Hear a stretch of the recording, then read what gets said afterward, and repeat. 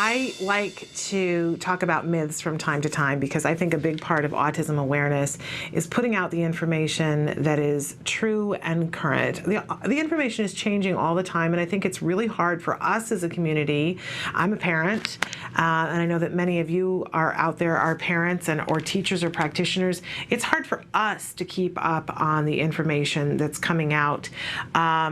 And so if it's hard for us, I have to assume that it's hard for everybody else. But we're the first line of defense, right? If we're aware of what's happening and we can be educated, then we can be the foot soldiers that are spreading the word, right? At least that's my thinking. Let me know what you think about that.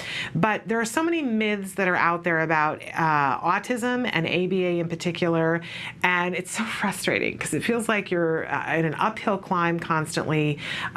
You're moving along with the information that you have, and then you get stopped by somebody who has really, really old information. And sometimes it's to the detriment of our children, and that particularly tears my ticket. So I'm on a rampage to stop the inappropriate information. And since we know that ABA, the Surgeon General said over a decade ago that it's the gold standard of treatment in autism.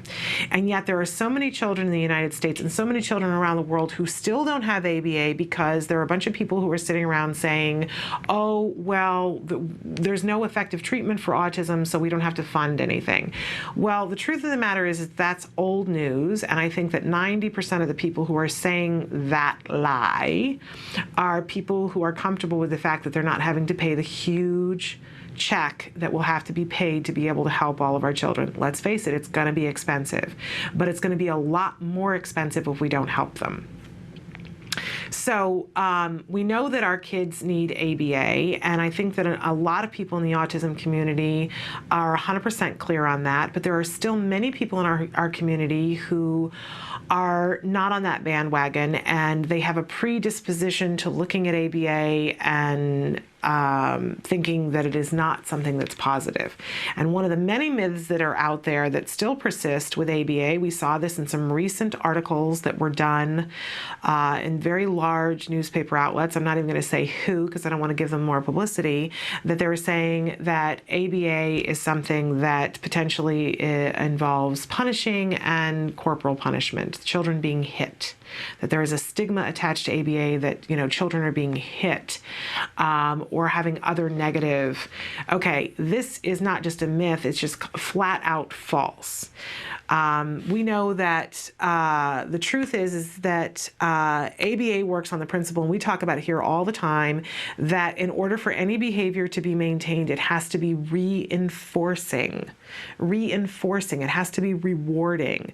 So that's the main principle, then it goes without saying, but we need to say it, that punishment is not going to be effective. And the truth of the matter is that we have seen in studies that that's the truth.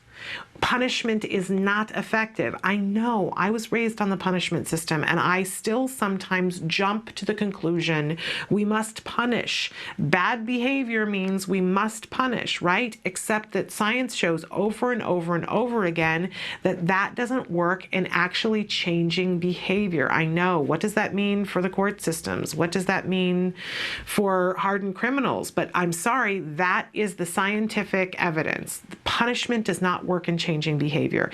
And I don't know about you, but as a parent of a child with autism, I want to be doing what's effective at changing behavior. Yeah, there's social reform that needs to come, but I need to have my house moving in the proper direction. I need to know that my child is capable of being in a classroom and behaving in a certain way so that he can get the education he deserves, right?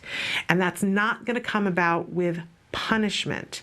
Science has shown, and I've seen it with my own child, and I know that you can see it with your child too if you're willing to look at the principles of ABA, that in order for a behavior to be changed and be maintained, for it to go on and on and on, not just to be able to be done once, I don't want my son to just be able to spell a word once. I want him to be able to spell it across his whole lifetime, which means it's got to be reinforcing to him.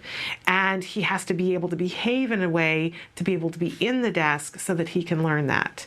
All of our kids do, and they deserve that. And we're not going to get there with punishment. So ABA, I want you to know, and I want you to spread the word, it is not something that involves punishment. In fact, in ABA, they don't, pure good quality ABA does not espouse even timeouts except in extreme special circumstances when it is done with very specific parameters by professionals.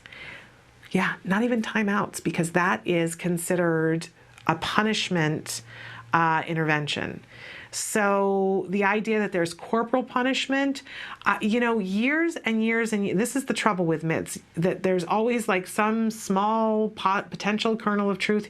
Years and years and years ago, there was a study that was done where they incorporated corporal punishment to see if it was effective. And guess what? It wasn't. And so ABA, if you have an ABA provider in your home and they're using punishment, saying punishing things, or heaven forbid, laying a hand on your child, you have the wrong people in your house. That is not a quality ABA provider, and I encourage you to fire them today and get working with somebody who is doing ABA properly, and it will not contain those three elements. We need to spread this word because there are people who around the world are saying, I don't want to do ABA. I hear that there's good effects from it, but I don't want my child to be hit. And that's false information. If you have an ABA provider who is hitting your child, fire them and report them, so that nobody else wastes a minute of time with them. I feel very passionately about this, and I need your help in spreading the word. ABA is about rewarding good behavior and failing to give a reward to behaviors that we don't want to see. That's not a punishment. It's just not delivering a reward for it. That is an entirely different thing, and there is no corporal punishment involved at all on any level.